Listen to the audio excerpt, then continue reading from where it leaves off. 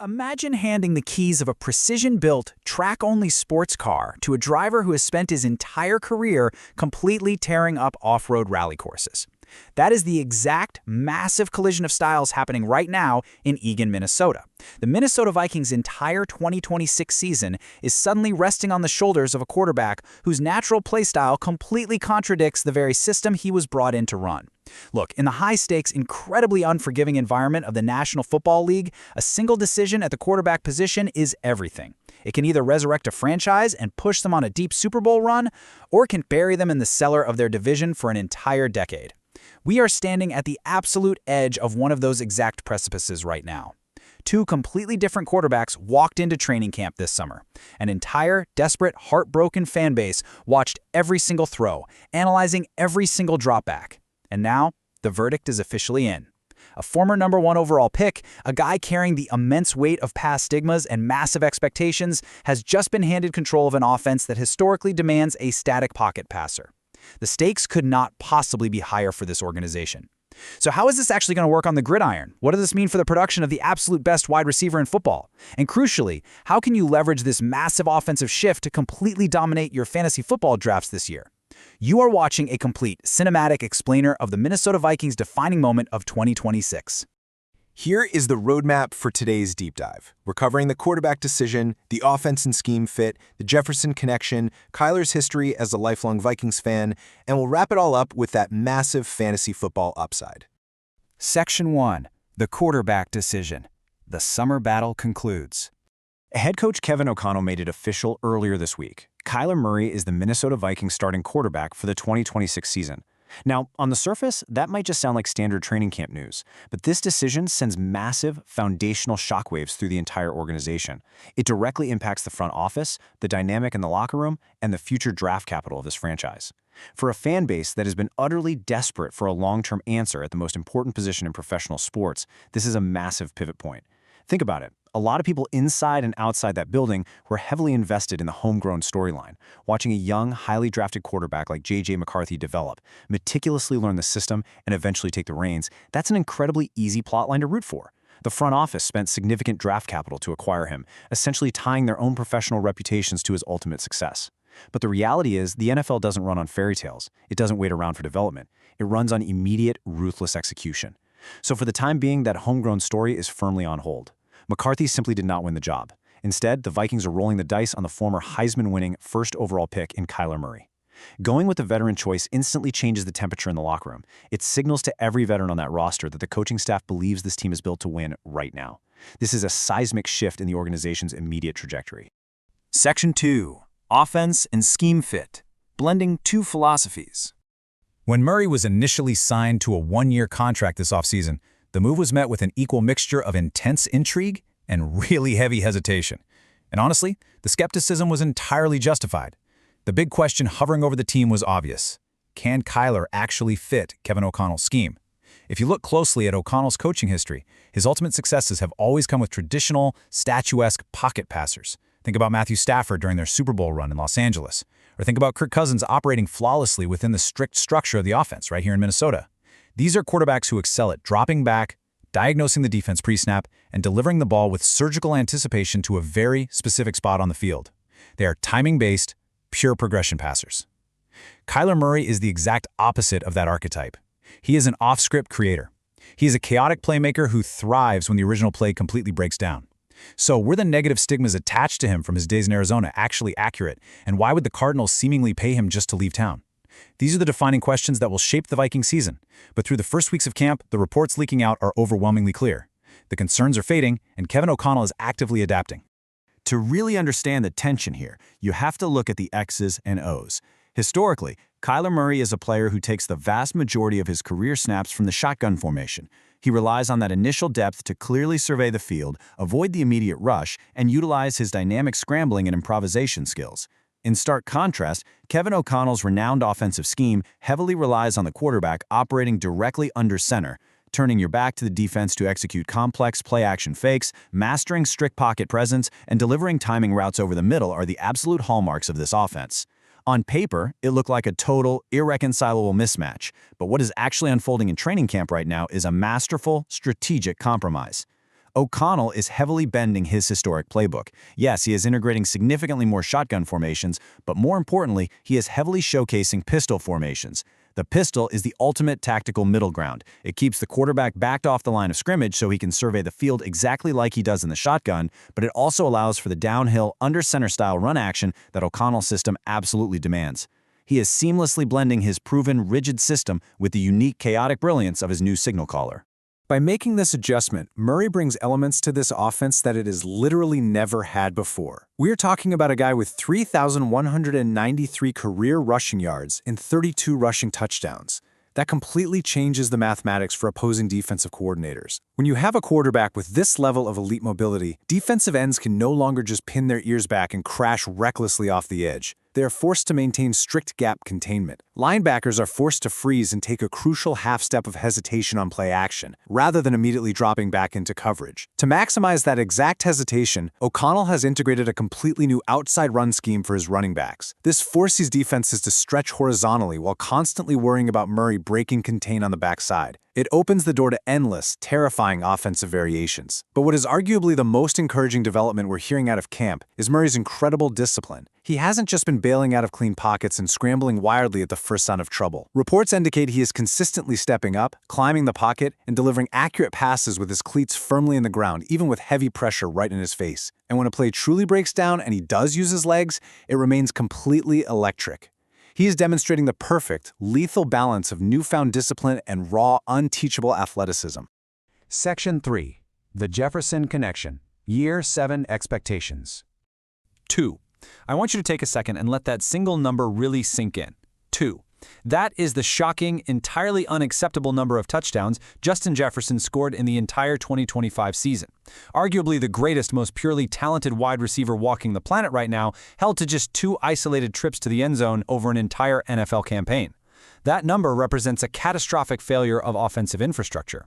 Last year, opposing defensive coordinators realized very quickly that they simply did not have to respect the quarterback position in Minnesota. And because of that, they aggressively bracketed Jefferson on nearly every single snap. They rolled safeties over the top, pressed him hard at the line of scrimmage, and completely suffocated his route trees. They knew the quarterback couldn't make them pay underneath, and they knew he couldn't consistently beat them deep. It was a tactical nightmare for Minnesota, and it is a scenario the Vikings organization absolutely cannot allow to happen again. So now, Justin Jefferson enters year 7 with the weight of the entire franchise squarely on his shoulders. After suffering a deeply frustrating career low in yardage in 2025, there were inevitable whispers around the league about whether his patience with the organization might be running thin. But to his credit, Jefferson never wavered publicly. He embraced the quarterback competition in camp, fully understanding the stakes, and right now a vital, high-octane connection is rapidly forming. Kyler Murray brings a very specific trait to the table that was disastrously missing last year: unshakable, highly aggressive trust. If you look back at Murray's time in Arizona, he built his entire reputation on throwing the 50-50 ball to DeAndre Hopkins. He inherently understands that when you have an elite, generational wide receiver, a covered receiver isn't actually covered. Murray is entirely willing to launch less than perfect contested downfield passes because he completely trusts his WR1 to go up, elevate over the defensive back, and go get the football. That fearless, aggressive mindset is exactly the catalyst Jefferson needs to completely shatter the statistical slump that plagued him last year. The math on this team's success is actually incredibly straightforward. Under Kevin O'Connell's offensive leadership, Justin Jefferson surpassed 1,500 receiving yards in both the 2022 and 2024 seasons. In both of those dominant years, the Minnesota Vikings made the playoffs. Fast forward to 2025, Jefferson hits a career low, the offensive efficiency plummets, and the team completely stalls out. The correlation is absolute and undeniable. Jefferson's elite production is not a luxury for this offense, it is the fundamental, structural key to allowing this entire passing game and, by extension, the entire team to thrive. As the 2026 season begins, this year's 7 redemption arc isn't just a fun storyline about a superstar getting his individual stats back to an elite level. It is directly, mathematically tied to whether the Minnesota Vikings will be playing meaningful, high-stakes football in January.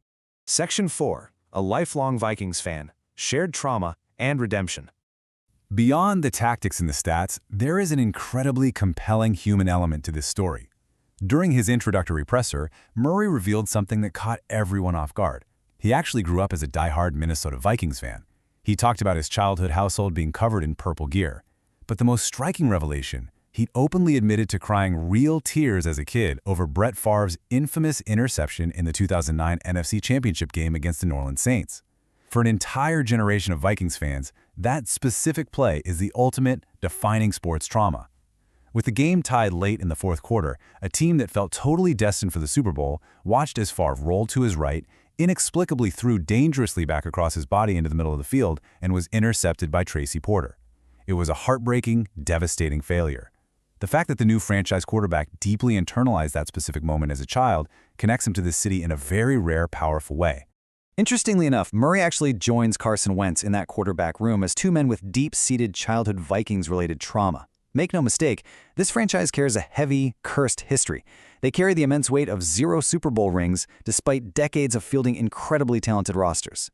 Now, while genuine fandom doesn't guarantee a single completion, a single touchdown, or a single win on Sundays, it provides an incredible psychological anchor. Kyler Murray deeply, intimately understands the exact pain of this fan base. He knows precisely what a championship or even just a deep, competent playoff run would mean to the Minnesota faithful because he literally used to be one of them. He has the incredibly rare opportunity to take that childhood heartbreak, bottle it up, and use it as fuel to completely rewrite the cursed history of this organization. Section 5. Fantasy Football Upside. The Ultimate Draft Value. Now, let's pivot to how you can actually profit from all of this. The sheer power of Kevin O'Connell's offensive infrastructure cannot be overstated when it comes to fantasy football. In 2022, Kirk Cousins finished as the overall QB7 in fantasy. Fast forward to 2024, and O'Connell orchestrates a stunning career resurgence for Sam Darnold, somehow transforming him into the overall QB9 against all odds. Even back in 2023, right before his Achilles injury, Cousins was averaging over 19 fantasy points per game. But the absolute most telling stat is what happened after that injury. O'Connell took a backup in Josh Dobbs, a guy who literally had to learn the playbook in 48 hours, and completely unlocked him. Between Dobbs and Nick Mullins, they combined for 5 different games with over 20 fantasy points. O'Connell's system is a certified bulletproof quarterback elevator. The scheme naturally gets players incredibly open. If he can manufacture that level of elite production with backups and traditional pocket passers, the ceiling for a dynamic, dual-threat athlete like Murray is absolutely astronomical. Of course, a quarterback's fantasy production is heavily reliant on the specific weapons at his disposal, and the mismatches present in Minnesota right now are frankly terrifying for defensive coordinators. We already detailed the sheer dominance of Justin Jefferson, but the arsenal runs so much deeper than just one guy. Jordan Addison is a highly lethal, incredibly nuanced route runner on the perimeter who absolutely punishes one-on-one coverage. Then you have TJ Hawkinson locking down the middle of the field. Hawkinson's specific ability to clear out the linebackers and safeties over the middle creates massive, empty pockets of green grass. And that is the exact type of open space that a scrambling quarterback like Murray will violently exploit for huge rushing gains. In the backfield, Aaron Jones and Jordan Mason provide solid stability. But because the Vikings still have lingering questions about relying entirely on a ground and pound game, they are fully expected to lean heavily on this passing attack. It is quite literally the perfect ecosystem for fantasy dominance. And if the weapons weren't enough, there is an external factor that is flying way under the radar. According to the data, the Minnesota Vikings are facing the second easiest strength of schedule for quarterbacks in the entire NFL for the 2026 season. This is a massive, incredibly overlooked factor in early fantasy calculations. A weak pass defense schedule means playing against teams with highly suspect secondary units or poor edge rushers who consistently fail to generate pressure. This total lack of resistance allows an offensive mastermind like O'Connell to completely dictate the pace of the game. He can pass early and pass often without any fear of his quarterback being constantly harassed. You have an elite play caller, an elite receiving core, and one of the most mathematically forgiving schedules in the league. The runway is completely clear for a massive, league-winning statistical season. The true value for you on draft day lies right here, in these numbers. Across all the major platforms, Kyler Murray's average draft position is shockingly low. On Fantasy Pros, he is currently going at 132.8, making him the 17th quarterback off the board. On Yahoo, he is QB 16. On ESPN, he is plummeting all the way down to QB 18 with an ADP over 150.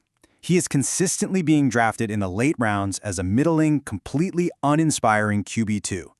This is a classic, textbook case of the market suffering from intense recency bias. Fantasy managers are heavily penalizing him for his past injuries and the overall dysfunction of the Arizona Cardinals organization over the last few years. They are completely ignoring the fact that he finished as the overall QB2 in 2020 and the QB10 in 2021. Given his current elite situation in Minnesota, drafting him this late is a massive market inefficiency that you absolutely must exploit. The true separation between Murray and the other late-round quarterback options, guys like Baker Mayfield or Jared Goff, comes down entirely to the basic mathematics of rushing upside. When you draft a pocket passer in the late rounds, you are drafting a player who is 100% dependent on passing volume and passing touchdowns to score you points. They offer absolutely zero rushing upside. Kyler Murray breaks standard fantasy football math. He averages nearly 37 rushing yards per game over his career. Because fantasy leagues award a full point for every 10 rushing yards, but only a point for every 25 passing yards, and because a rushing touchdown gets you 6 points compared to just 4 for a passing touchdown, a mobile quarterback has a massive structural advantage. That rushing production guarantees an incredibly high, safe weekly floor. Combined with O'Connell's high-flying passing attack, Murray possesses a legitimate, league-winning top 5 ceiling that the pocket passers in his tiers simply cannot reach. The summer battle in Eagan is officially over. The rigid playbook is being masterfully rewritten to accommodate a truly unique talent. The connection with a generational wide receiver is growing by the day, and the fantasy upside is mathematically off the charts. But the real, unforgiving football happens on Sundays. Will Kyler Murray successfully harness the ghosts of 2009, build an unbreakable bond with Justin Jefferson, and permanently rewrite his entire NFL legacy? Or will this incredibly bold experiment fail, leaving the Minnesota Vikings staring right back into the abyss, searching for yet another answer at quarterback in 2027? The stakes for this franchise have literally never been higher. We want to know exactly what you think about this monumental shift, so drop your predictions in the comments below. Your channel is NFL Nexus. Make sure you subscribe, like the video, comment your opinion, and support the channel by becoming a member today. We will see you next time.